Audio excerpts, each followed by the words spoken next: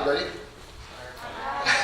Hello. So welcome to our first in a series of peace panels. We're going to have 3 panels throughout the semester. The first panel today is Peace and Self. We're going to have different disciplinary perspectives on peace and self. The second panel will be March 9th, where we'll have another panel on peace and other. So 4 disciplinary perspectives on peace and other. And our third and final panel will be on April 20th, and we will be considering peace and nature through 4 other disciplinary perspectives. So this is quite exciting as we get to capitalize, I guess, on one of the most valuable resources at Dawson, our teachers. We often have people coming in from outside to speak to us. I always thought, why don't we have our own teachers speak to us, since they're so brilliant and genuine and have so much to share. So we're fortunate to have 4 great teachers from Dawson, 4 people who I consider my friends. And I will take this time to introduce them. Before the introductions, however, I'd like to thank Diana Rice and Karina Dermo from the Peace Center for their support. Thanks to Sarah de Guzman for her invaluable help in organizing the event. Thanks to our academic dean, Anne Gauvin, for her endorsement, and to our Directeur Général, Monsieur Richard Fillon, for his vision and commitment to peace, which has allowed this course to exist. So as I said, the theme for today's panel is Peace and Self. We are extremely pleased and grateful to have 4 consummate professionals and illustrious members of the Dawson family here with us today to share their disciplinary perspectives on peace and self. Each of our panelists are people whom I respect and appreciate very much, not only as they are each experts in their field, they are also excellent teachers who care deeply about their students' well-being, consistently going over and above the call of duty, as is evidenced by their participation here today. So thank you very much. Rather than long, boring introductions, I thought to ask some of our panelists' colleagues for a bit of a personal introduction. You may want to try to guess who it is that introduced you. So here are the introductions written up by some of your peers. We're going to begin with Susan Finch from psychology. Susan right there. So I'm reading someone else's introduction. I would like to introduce my friend Susan Finch, who is a teacher in the psychology department and currently the psychology profile coordinator. She has taught psych to a variety of departments such as physiotherapy, social service, and CRLT. Her students describe her as being nice, understanding, and knowledgeable. And awesome, amazing, great, my favorite teacher, and the best teacher ever. Other than golf, Susan loves sports. When she was younger, she was a national figure skating competitor. I'm reading this. Her desire for a better understanding of the mind-body connection led her to do a BA in kinesiology and a master's degree in sports psychology. She focused on stress and coping strategies, and like most of us in psychology, she ruminates and has trouble applying what she knows to her own life. Maybe too personal, I don't know. A few personal tidbits include her using the expression, hokey Dinah? Oh, yeah. To mean wow. She once had a student show up late for class because she had to help a ewe give birth to a lamb. And she married a cowboy.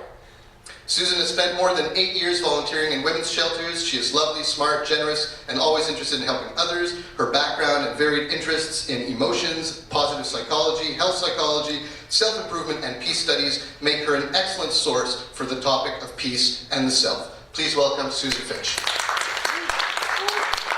Can you guess who wrote that? She's sitting in the room right now. Melanie Doyle. That's a Melanie Doyle's introduction. Great. Thank you, Mel. Our next guest is David Hall from Fine Arts. And this little introduction is entitled The Calmness of David. The Calmness of David. As any teacher who has ever served as chair of a department at Dawson College, David Hall has been provided with ample opportunities to lose his cool. Primary examples include beholding the Sphinx-like staffing process at Dawson, interpreting expense riddles on Clara, digesting multitudes of emails per day, and tackling conflict resolution. But David never loses his cool, not with his students, not with fellow faculty, not with support staff, not with deans, and not with any member of the Dawson community as far as I have witnessed, over a period of many years. He is always a gentleman, always respectful, always level-headed, and never grouchy. How does he achieve this? Nobody knows. Perhaps it is something in his tea. One day he may tell us. Ladies and gentlemen, David Hall. Can you guess who may have written that? Frank Mulvey. Frank Mulvey. Next on our list is Brian Redikoff from philosophy. Brian is a husband and father of two, chair of the philosophy department, and all-around great guy. He is the founder of Dawson's Philosophy Club, which meets on most Fridays, not only during the school year, but throughout the summer as well. Something he does on his own time for the love of philosophy and his students. Brian is currently participating in the provincial rewriting of the competencies for the introductory course in philosophy, and somehow manages to drop off and pick up his little boy Jonah every day of the week with a smile for everyone he meets. Ladies and gentlemen, Brian Redicott. You guess who wrote that? That's right. Good. Last but not least, Ian McKenzie from English. Ian McKenzie has taught at Dawson College for a number of years. He has pioneered many innovative pedagogical projects at Dawson, notably WID, Writing in the Disciplines, as well as the Learning Communities Project, which spawned this course. Ian is very much interested in environmental ethics and sciences, and his office mate, Calso C. Buffal, describes him as, quote, an admirable and exceptionally knowledgeable teacher who is always happy to share his research on the most effective teaching methods with the larger Dawson community. Dawson owes a lot to Ian, something I agree with wholeheartedly. Ladies and gentlemen, Ian McKenzie.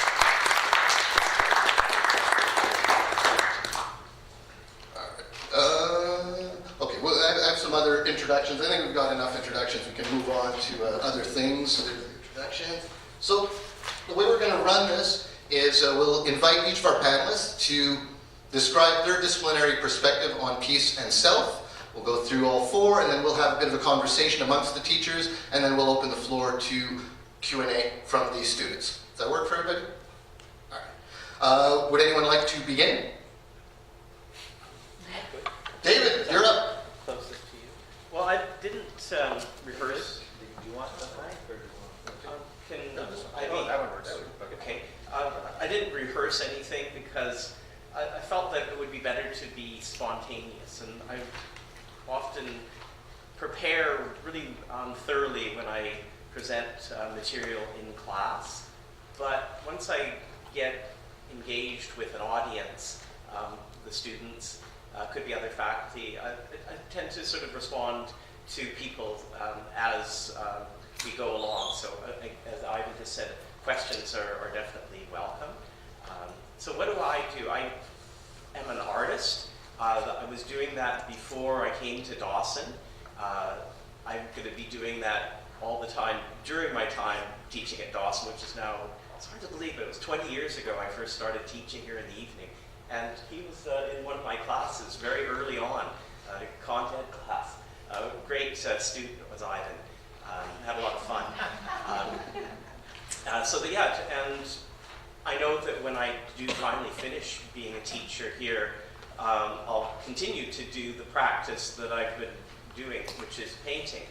So making art is really important, and I kind of define peace and the self, and I had a nice conversation with Ivan several weeks ago when he invited me to participate about how my understanding of peace would be a kind of sense of self-fulfillment, which comes from making art, from the process of creating works of art, but also engaging with ideas, exploring them. It's a pretty solitary thing. You do function with other people, especially when you, on those occasions when you show your work, and with your colleagues, your peers, but mostly it's something that you do in a studio if you're the kind of artist I am, which is a fairly traditional, like hands-on person. So that's my kind of way of entering the idea of peace. It's to create a sense of discipline within myself, a focus for what I do, and an exploration which ultimately is kind of between myself and the subject that I'm working with, and ultimately when I do show the work, it would be engaging with the public, so a dialogue, even if it's not something where I speak to people individually, although I've had that opportunity many times in my career as an artist, which is now well over 30 years. And surprisingly, some of the most rewarding conversations I have when people ask me about my work come from those who aren't artists themselves, but young people. Last year, I had a show up in Outremont, the Galerie d'Art d'Outremont, And some of the people I talked to were Seisha students, and their questions were really good, and they wanted to know why I did certain works, and I explained, and I just got a really nice sort of reciprocal feeling from engaging with them. I'd never met them before. So that's kind of where I'm coming from as far as peace in the self. Thank you very much, David. Okay. Shall I pass the ball? Do we need this?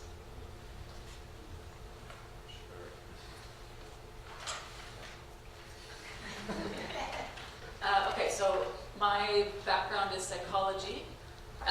So my take on peace in the self is a little bit more clinical and from more of a science perspective.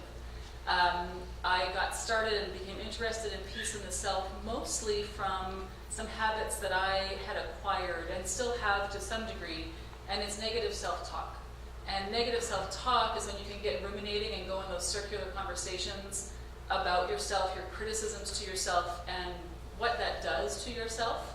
And actually the links between that negative self-talk and depression and anxiety and chronic illness is a real tangible link. And so what I think is important, and the links that I gave for you guys were very practical steps in terms of how to stop that negative self-talk. And what I used to do when I worked with athletes as a sports psychologist would be to help the individual stop the negative thought in its tracks and reframe it and change it in their head and visualize it differently, because we know that the body actually doesn't know the difference between an imagined action versus a performed action.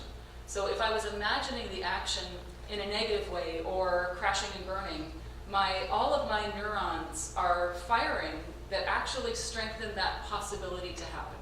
So when you stop the thought in your head, you start to stop those neurons from firing, so you're not practicing following, you're not practicing failing, you practice it in how you'd like to see it. So you visualize your best outcome.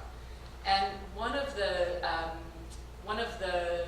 recommendations in the readings, one of the ways to help this with yourselves, was with a relatively new kind of cognitive behavioral therapy called ACT therapy, ACT.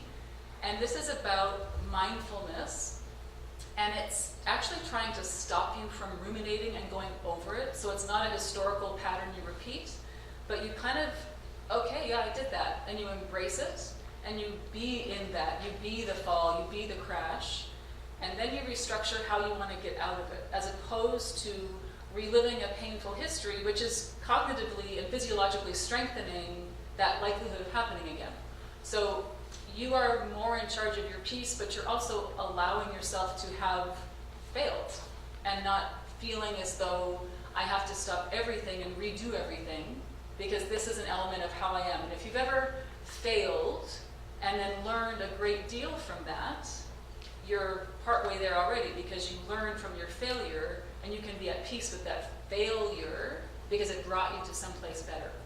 So some of those strategies you might find helpful, and I think that idea of negative self-talk is not exclusively a psychological thing. Like, from my perspective, this is what we do to ourselves. And one exercise that I think would be really useful for you guys, if this is something that you find you do, some of them I find a little bit touchy-feely. I'm not a great meditator, so you need to work and see what your thing is. But one of the exercises was to look at this from the perspective of a friend. Would you talk to your friend like that? And if your friend was speaking about themselves to you in that negative way, what would your responses be, and how would you change their thought pattern? Because you're not likely, oh my God, I'm such an idiot. You're right, you are. You would give them the list of reasons why that is not true. So I think that's a pretty simple activity for you guys to do to yourselves that doesn't feel disingenuous. It's a pretty authentic thing to think about for yourselves. So that is my perspective.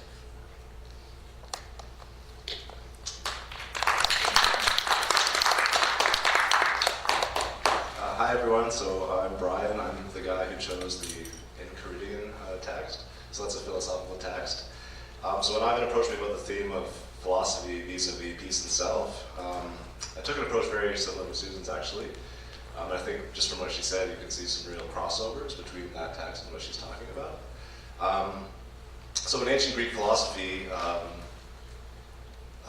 major concern is how to develop inner peace. And so that means a self that's free from turmoil, free from inner conflict, integrated with itself. And this is true especially of Stoicism, which is an important school of ancient Greek philosophy. So the reading I had you look at was by someone named Epictetus, who was a Stoic philosopher in ancient Rome. He was actually a slave, so he had a lot to deal with. He was born a slave and lived in Rome. Eventually he got his freedom. We don't know how. Somebody bought his freedom for him. And he went away and founded his own school of philosophy, as ancient Greek philosophers often did. The title of the book is Enchiridion, which simply means manual, or handbook. And so it's basically a sort of workbook designed for his students to overcome their negative thoughts and feelings and be more at peace with themselves. And so I'll just quickly touch on three ideas that you find in the text. The first one is very similar to CBT and psychology. This is the idea that passions or states of emotional disturbance, such as anger, fear, anxiety, are not actually based on reality or what is really happening, but on your interpretation of reality or your belief about it. So, for example, Epictetus says, people are disturbed not by things, but by the principles and notions which they form concerning things. So in his approach, the way to become more at peace with yourself is to evaluate your interpretation of the world and ask yourself whether it's actually correct. So like a simple example of this is, suppose somebody gives you a dirty look and you're upset. Epictetus would advise that you take a step back and evaluate your beliefs about that event. Do you know that this person was even looking at you? Do you know what they were thinking? Do you really have a reason to be upset? And he thinks that once we get our beliefs about reality straight, we're not going to feel nearly as anxious or upset or fearful, etc. This leads to one of his second ideas, his second idea, which is that a wise person is immune from misfortune. He thinks, I mean, this might be overly optimistic, but he thinks that if you practice this philosophy well enough, nothing can hurt you. I think at some point in the text he actually says nothing will ever hurt you. And so what he means by that is, again, nothing's going to actually hurt you because it's only your beliefs that are causing you harm. And if your beliefs are set straight, nothing's going to be painful, or at least not as painful. And then the third idea he has is that we ought to live according to nature. I found this might connect in interesting ways to the Thoreau text. So for the Stoics, to live according to nature means to live your life in such a way that you reach the sort of proper goal of human nature, which they thought of as perfecting yourself intellectually and morally. So once you realize your human nature by perfecting your intellectual and moral capacities, he thinks you're going to live in a state of freedom and tranquility. And there's an example of philosophy related to peace itself. Thanks.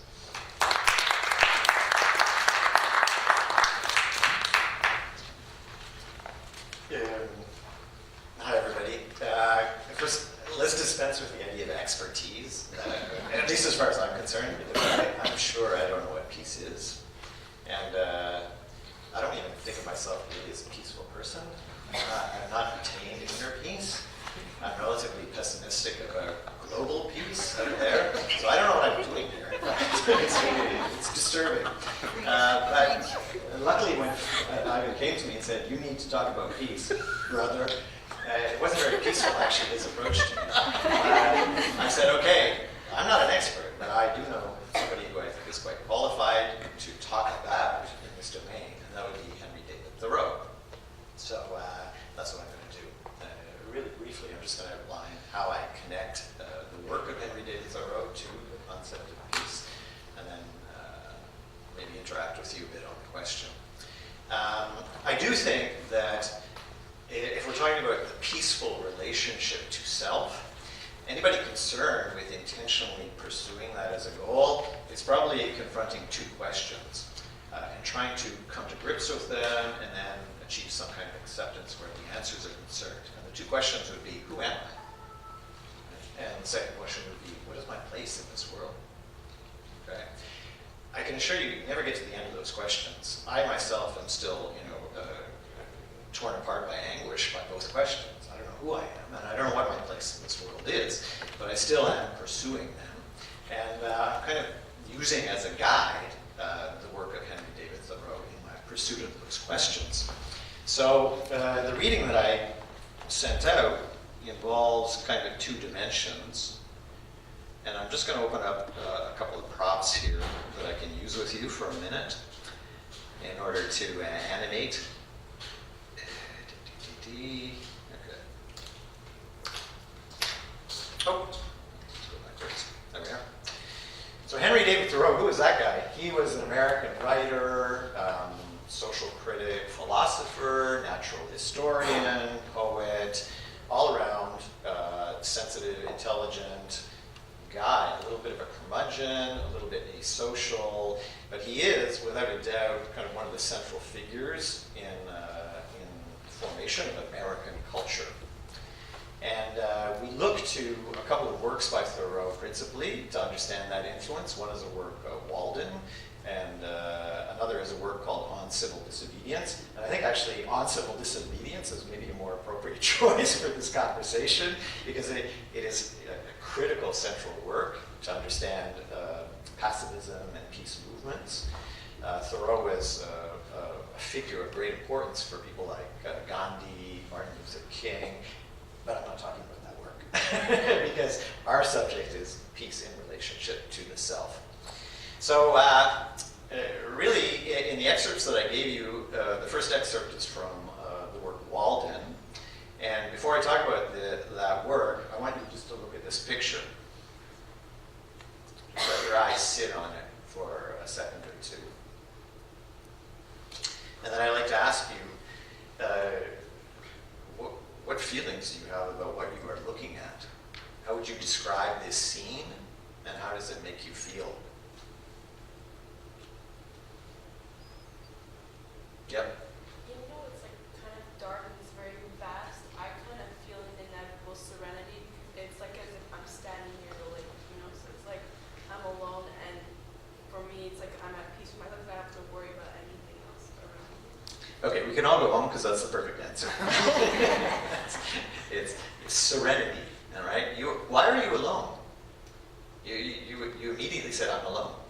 Yeah, because when you're alone, I'm not against socializing with other people, but I mean, like, when you're alone, you're with yourself, you get to be in community kind of with yourself. So when I'm in a lake, it's like an escape. Okay. So it involves nobody else being around and you experiencing that place fully somehow. Anybody else? That's not the only answer. Anybody else have a reaction to this?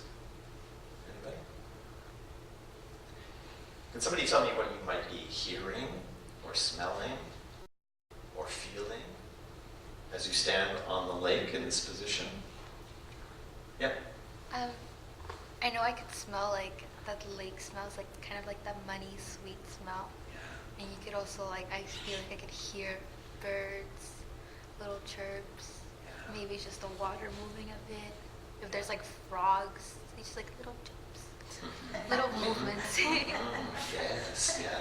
You're getting a lot of information through your ears, birds, the frogs. It's dusk, so you might feel, oh, it's cooling down. It's kind of, the air is condensing. There's a little cool moisture on my arms. The smell of the forest that's wafting across the water. In other words, all of your senses are kind of engaged. Say, wow, this is a good place for me to be at this moment. And the sky is opening up, though, and it gives you a sense that there's a here, but there's a vast beyond as well. Right? Okay. So this place is actually Walden Pond, just outside of Concord, Massachusetts.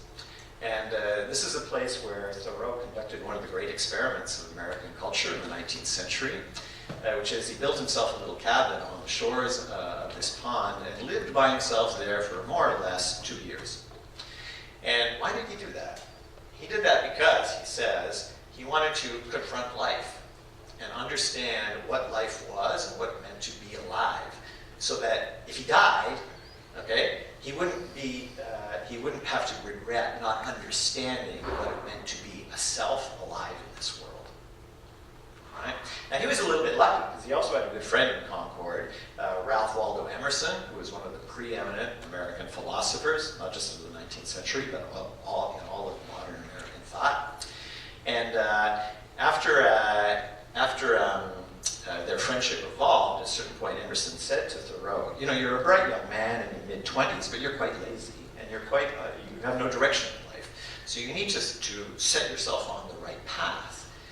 And Thoreau said to Emerson, well, you've got big mouths. You're always talking the talk, but give me the means to walk the walk.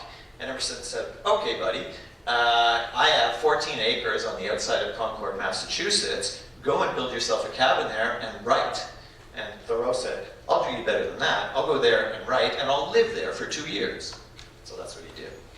And the outcome of that work is a book called Walden, which is an account of Thoreau's 2 years that he passed at the cabin on the shores of Walden Pond. And in this book, I think the critical thing to grasp from the excerpt is that when one separates oneself from other people in order to understand who oneself is, like answer the question, who am I?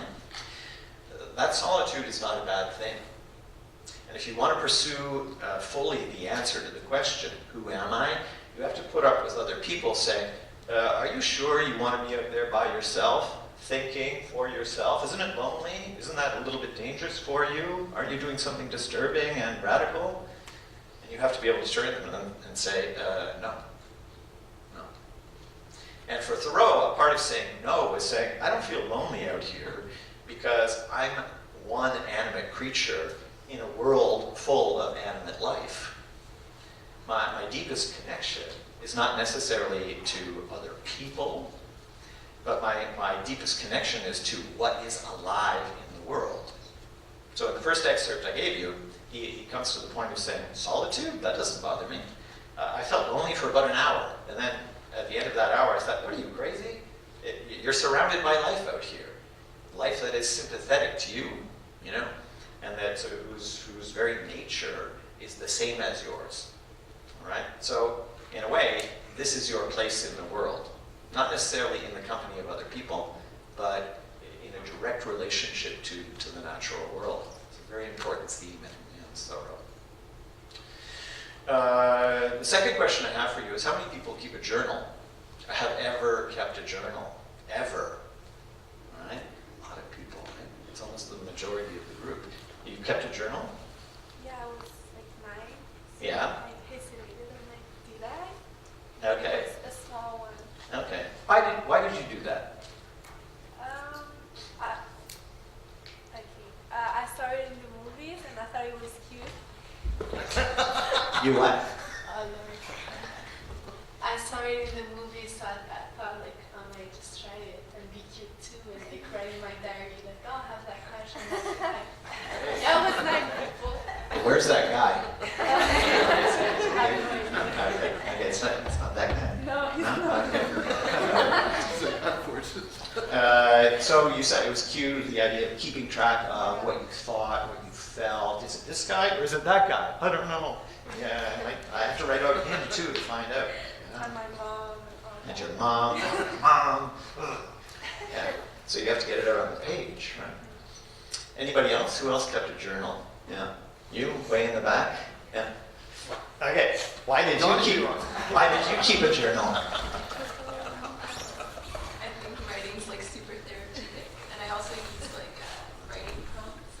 So I'll like ask you a question, then you just like write about it, and I think that it like helps to get a lot of like feelings out, even if like you're not necessarily like overwhelmed by that thought.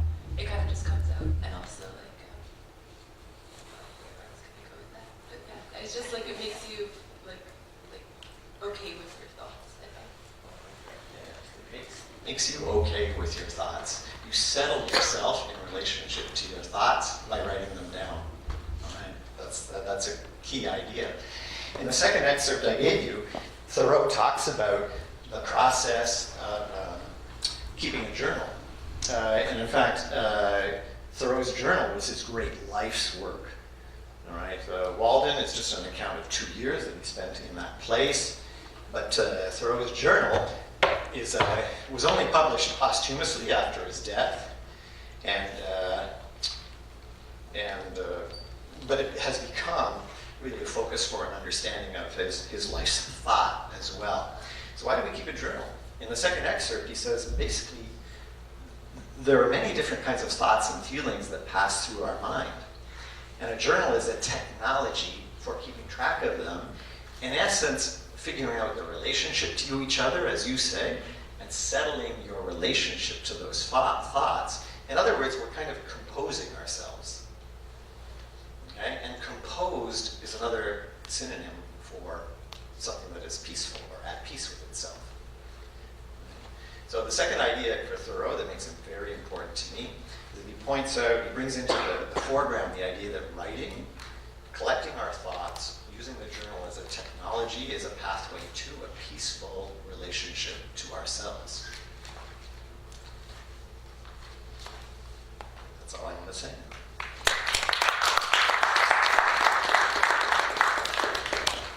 I've got a question for you. Maybe we can go back. Well, you hold on. We'll start with you. No, Okay, we'll okay, go back okay, now. okay. So somewhere along the line, I picked up this saying that loneliness is absence of other, and loneliness is absence of the other. Loneliness is absence of the other, and aloneness is presence of the self. How would you or your discipline comment on that, or maybe Thoreau? How might Thoreau answer that?